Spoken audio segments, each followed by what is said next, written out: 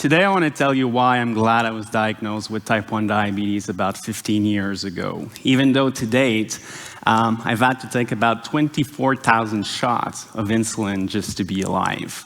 But when I think about it, and when I look at the last 15 years and the internal process that I had to go through, diabetes itself was not the real gift.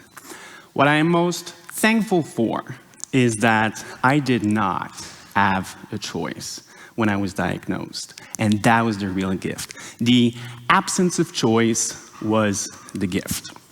On the right-hand side on that picture, I was just 28 years old when I was type 1, when I climbed Mount Everest. And I'll never forget the day when I had to hug my mom goodbye and board on that plane to Nepal. And what I could see in her eyes was that she knew that there was a chance that I wouldn't be back.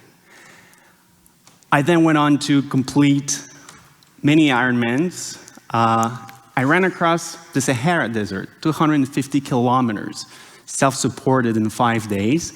And last year, I ran across Canada, a 7,200 kilometer journey. I ran a marathon a day, almost every day for 9 months. And when I started running, I noticed something pretty interesting. I noticed that whenever my favorite song would come on, I would feel invincible. My pace would increase, I would start running over capacity, I would feel unbeatable. And the same thing happens in races when we approach finish lines. You start sprinting, and you find that energy that you had no idea was there. So I started to wonder, and I asked myself, what if we could feel like that all the time? What if we could set goals that seem almost impossible and accomplish them every single time? What if? When I was a kid, again on the right-hand side on that picture, I didn't feel like my favorite song played in my head all the time. I was that kid who was picked last every single time when we had to make teams in high school. And then at age 22, diagnosed with type 1 diabetes, and everything changed. And then again, when I look back at the last 15 years, I learned so much from the obstacles that I chose, but it's the obstacle that I didn't choose that gave me the strength to go for my dreams. And 15 years later, I would never give diabetes back, even if I could. And of course, there's things that I don't like about it, but what I would never give back is that concept and notion of a vehicle. And that's the first thing the obstacle taught me, to switch my beliefs and to turn the obstacle into a vehicle of growth, a vehicle of self-exploration. And the disease taught me that the obstacle and the vehicle is never good or bad, that the power is in the driver's end. So if you don't choose the vehicle, you can choose where you're going to drive it. And even better, the bigger the obstacle, the more powerful that vehicle is going to be, and the more opportunities and the further you will be able to go into fulfillment. I'll never forget the 2 months that it took to climb Mount Everest. I have amazing memories from it. But to my surprise, the most powerful step of the journey was not the last step. The most powerful step was the first step. See, I had been dreaming about climbing Mount Everest for years. Ever since I was a little boy, I was reading books about Mount Everest. I was watching documentaries about Mount Everest. I inspired to climb it. I was so inspired by everybody that went. And I realized that when I took that first step above base camp, the dream was mine. With that first step alone, I was climbing Mount Everest. So that's the power of the first step. To commit to something today that might not be possible tomorrow, but to trust that you will find the strength to make it happen. And trust the obstacle. Trust that if you're clear on the destination, the obstacle itself might just show you the way. So you make the obstacle a vehicle You take that first step, and then what? You dance with the obstacle. You don't try to beat it. You don't try to overcome it. Nobody overcomes Mount Everest. Nobody beats Mount Everest. You dance with the mountain.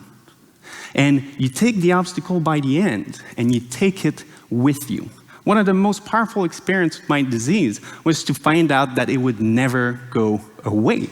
So for some years at the beginning, I tried to be stronger than it. I tried to beat it, but that was just a very exhausting way to live my life. And the moment I realized that if I made it an ally, if I was using it to produce positive energy. See, resistance creates energy. That's one of the most basic laws in physics. So I had to apply that to my disease. Almost everything I've done in my life has involved the practice of change. You need to adapt, try new things, get out of your comfort zone. So I had new athletic ambitions. I wanted to run across the Sahara.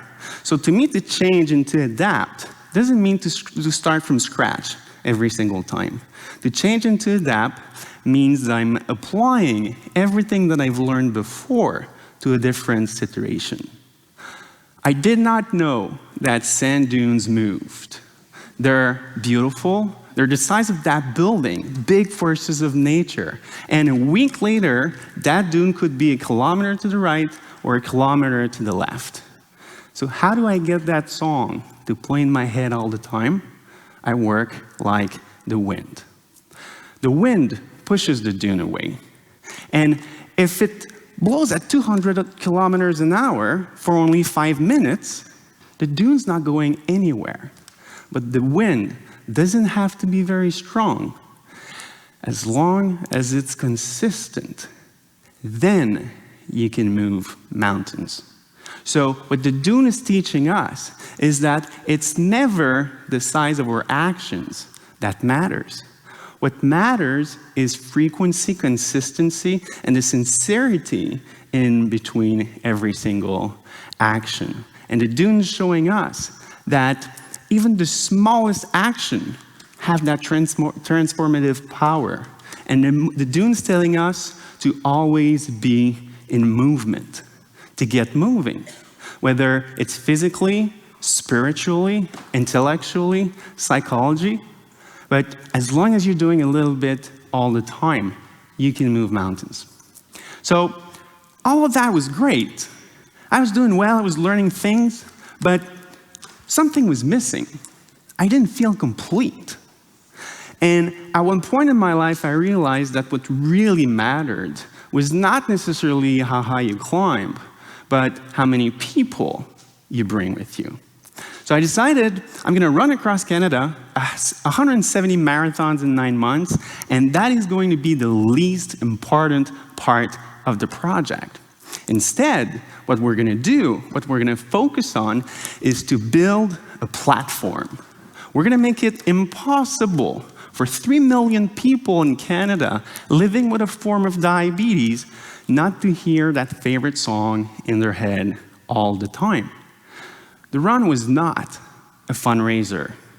All we wanted to do is to allow people to get opportunities to move.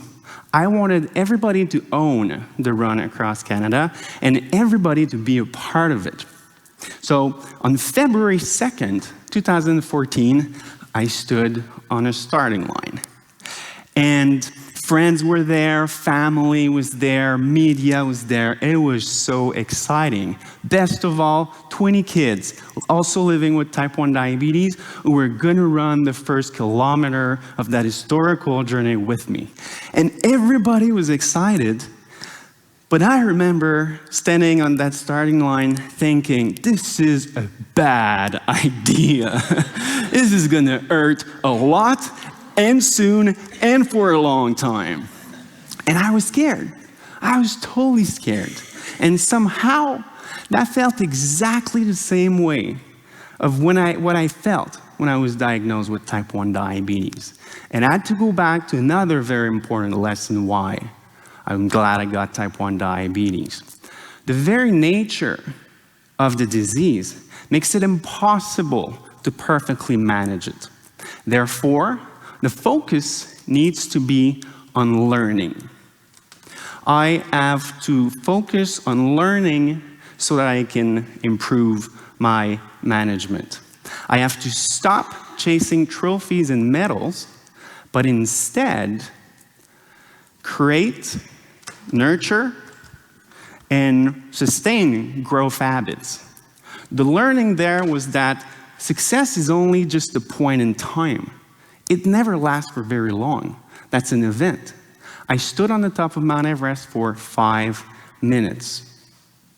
So to create and to reward people, and that's something that I even transfer in the business world now, instead of just rewarding people on numbers, we must learn to reward our employees based on the creation of growth habits that support the true goal and mission of the enterprise. Another thing that I had to apply in order to be able to cross that finish line was to ask myself the question, do I have what it takes? And I found a lot of comfort when I realized I didn't. So to seek experiences instead of success means that we're expendable. That's what you learn when you shift to experiences instead of just summit. You learn that you're expendable. And when you assess what's possible or not, you start involving that future dimension of you to decide if the goal is possible or not. So don't set goals based on what you are and what you can do today, but set goals based on what you will become. And then everything becomes possible. So I crossed that starting line, and I ran, and I ran, and I ran. And we traversed some of the most beautiful landscapes on the planet for 9 months, and we learned a lot. We learned that the right place at the right time happens a lot more often when you're out there every day. What I did last year had value, had meaning, not because I won medals, not because I came in first. It had value because myself and the team were out there every single day. We learned that if the reason why is bigger than the obstacle, you can overcome anything you want.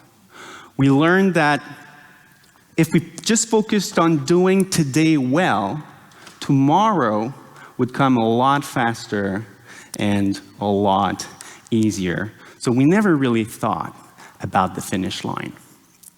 In the Sahara, day 5 was an 87-kilometer stage. I finished in the middle of the night. And when I crossed that finish line, I was so exhausted, I could barely walk. I have never suffered so much in my life. But I crossed that finish line victorious, with both arms in the air. And when I looked around, I noticed that it was pitch black and that there was only one guy waiting for me, sitting on a plastic bucket, holding a flashlight and a pad. He wrote down my bin number and he said goodnight. And I stood there thinking, that's it? Nobody was there to tell me how good I was, how tough I was, how great I was, and that was fantastic. And then we learn to set goals, expecting no one at the finish line. And when you do that, that drive, that song starts playing even more often. And sometimes people do wait for you at the finish line. When we approached Vancouver, BC, when we approached the finish line, things had changed.